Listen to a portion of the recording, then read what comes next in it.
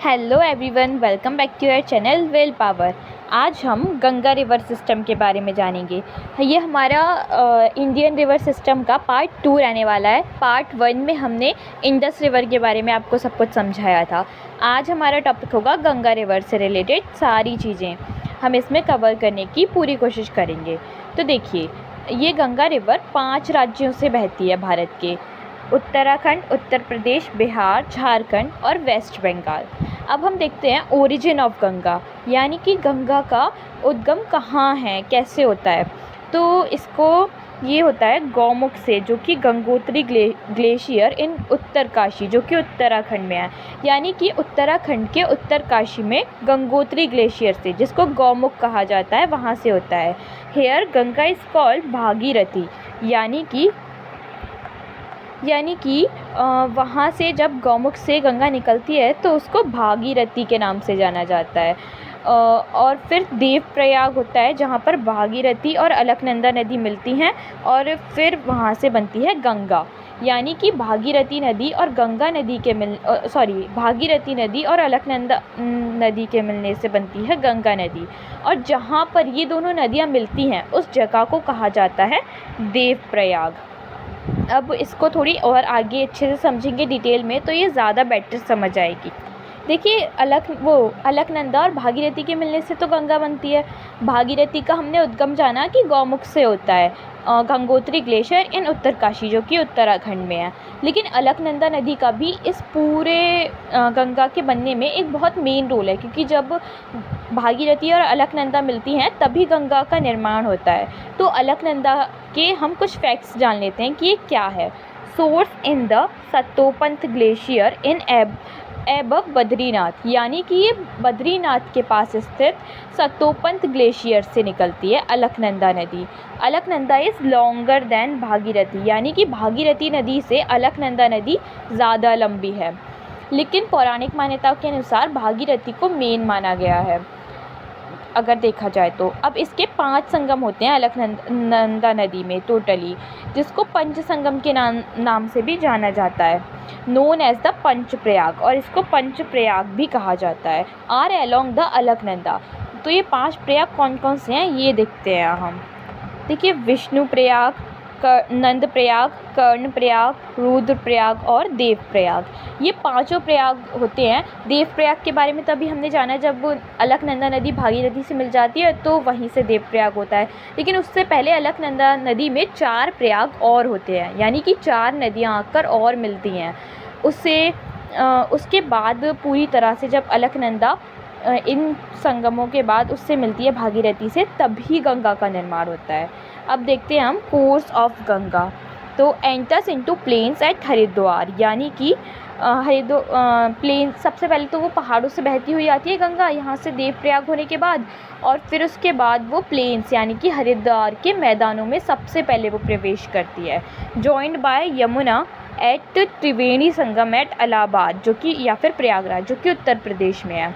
देखिए, एक तो सबसे बड़ा संगम हमने जान लिया ऊपर अलग, वो देवप्रयाग। फिर उसके बाद सबसे इम्पोर्टेंट संगम आता है प्रयागराज में, यानी कि जो वहाँ पर संगम होता है, एक तो यमुना नदी होती है उसमें, और एक होती है हमारी गंगा नदी, और फिर एक होती है सरस्वती नदी, जो कि हिडन होती हैं, जिनको कहा जाता है कि वो इस टाइम पे धरती के अंदर कहीं विलीन हैं। तो वो उसे कहते हैं हम त्रिवेणी संगम। ये भी एक बहुत ही इम्पोर्टेंट पॉइंट है इसका। देखिए, अभी हम गंगा की एकदम उसकी जर्नी को देख रहे हैं कि वो कहाँ से कहाँ तक किस तरह से जाती है।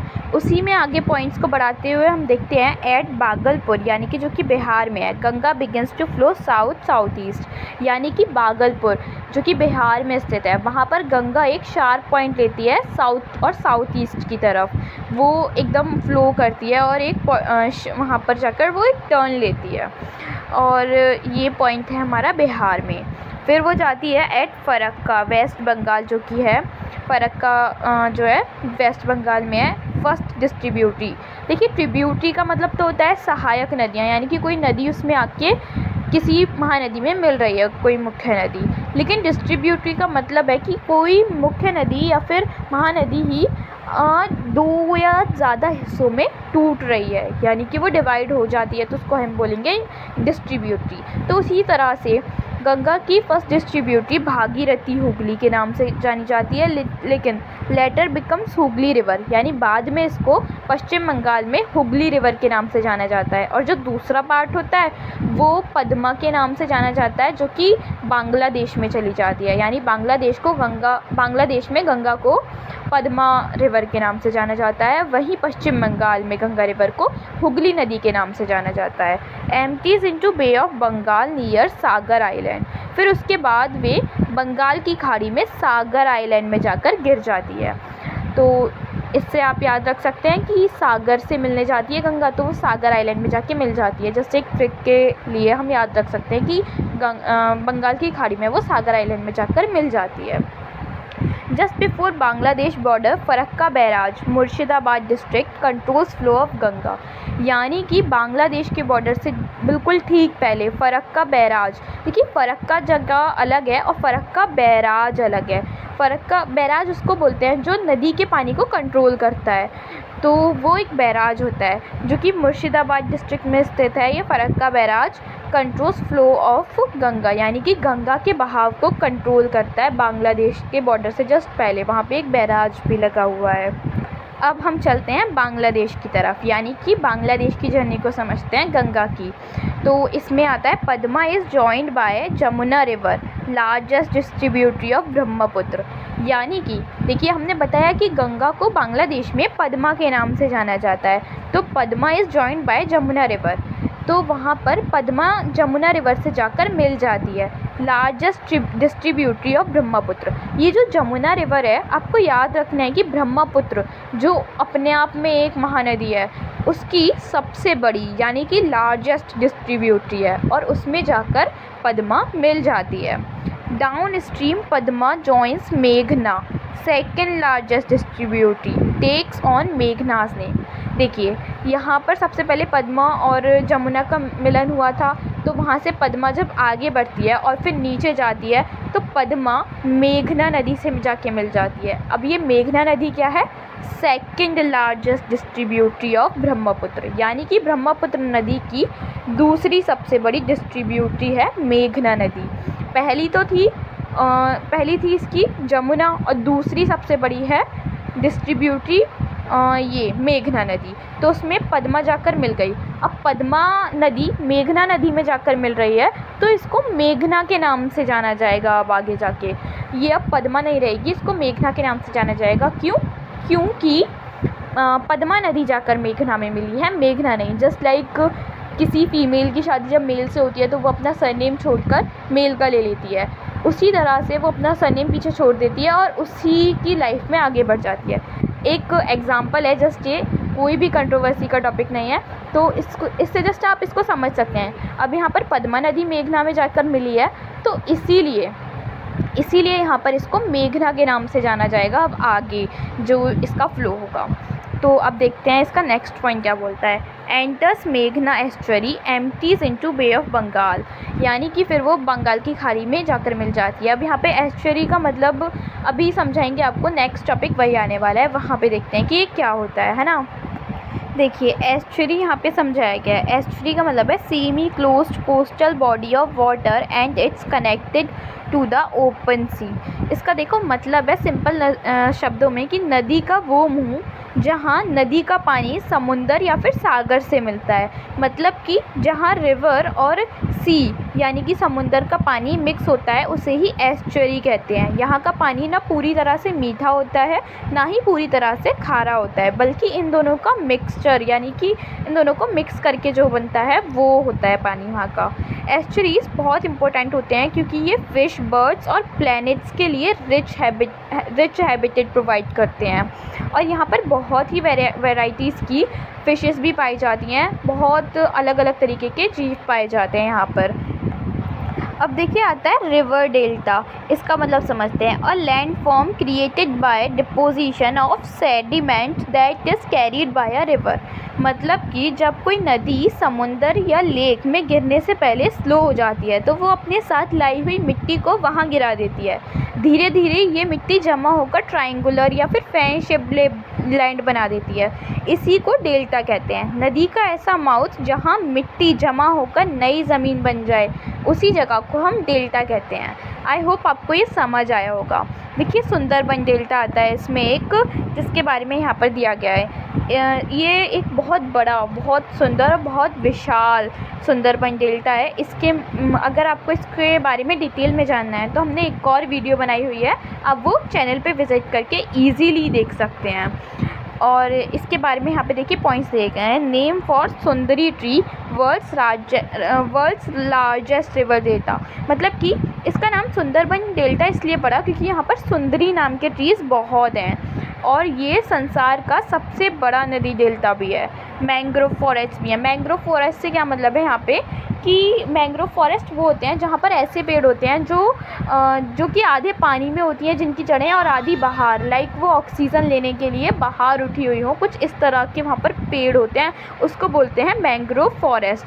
Home of Royal Bengal tigers, यानी कि रॉयल बंगाल टाइगर्स का ये घर भी माना जाता है। इकलौती ऐसी जगह है जहाँ पर रॉयल बंगाल टाइगर्स पाए जाते हैं, ये वाली प्रजाति पाई जाती है। और आपको ये भी पता होगा कि रॉयल बंगाल टाइगर्स तैर भी सकते हैं पानी में। वो एक बार में 30 किलोमीटर तक की दूरी तय कर सकते हैं। उनका ये एक बहुत इम्पोर्टेंट फैक्ट भी है, उनको याद रखना है। चलिए अब जानते हैं इम्पोर्टेंट फैक्ट्स अबाउट गंगा, यानी कि गंगा जी के बारे में बहुत ज़रूरी बातें जो भी होनी चाहिए वो सब यहाँ पर दी गई हैं। नेशनल रिवर ऑफ इंडिया, यानी कि गंगा जी या गंगा नदी भारत की एक राष्ट्रीय नदी है। Largest river system in India, इसका सबसे ज़्यादा लार्जेस्ट सिस्टम है, रिवर सिस्टम है इंडिया में गंगा नदी का। Length of Ganga is 2525 kilometre, longest in India, यानी कि गंगा जी की लंबाई, गंगा नदी की लंबाई 2525 किलोमीटर है भारत में, और ये भारत में सबसे लंबी नदी मानी जाती है। देखिए वैसे तो और भी नदियां हैं, अगर हम आसपास के देशों को भी मिलाकर देखें, सिंधु नदी, ब्रह्मपुत्र नदी और फिर गंगा नदी, तो उसमें अगर हम आसपास के देशों में लगाकर देखेंगे तो सबसे बड़ी आएगी ब्रह्मपुत्र, फिर आएगी सबसे पहले आएगी सिंधु नदी जो कि सबसे बड़ी मानी जाती है, फिर ब्रह्मपुत्र, फिर आती है गंगा नदी। लेकिन अगर भारत क्षेत्र की बात की जाए, सिर्फ भारत देश की, अपने ही देश की बात करें, तो सबसे लंबी नदी भारत में ये है गंगा नदी, जिसकी लंबाई 2525 किलोमीटर है। It is 34th longest river in the world by length, यानी कि ये 34वीं पूरे संसार की सबसे लंबी नदी है। Ganga basin x tends over an area of 10,86,000 kilometre square, मतलब कि ये गंगा जो एरिया अपने साथ पूरा टोटली घेरती है, जितने एरिया में ये फ़्लो करती है वो एरिया है 10,46,000 kilometre square. In India it covers about 8,62,769 kilometre square, यानी कि भारत में जो ये एरिया कवर करती है, वैसे तो ये जो था ऊपर 10,86,000, ये तो पूरी गंगा का एरिया था, यानी कि वो बांग्लादेश जाए या फिर किसी और देश कहीं से भी आती जाती है तो वो ये टोटल एरिया था। लेकिन इंडिया में जो कवर करती है टोटल एरिया वो है 8,62,769 किलोमीटर स्क्वायर, इतना एरिया ये इंडिया का कवर करती है।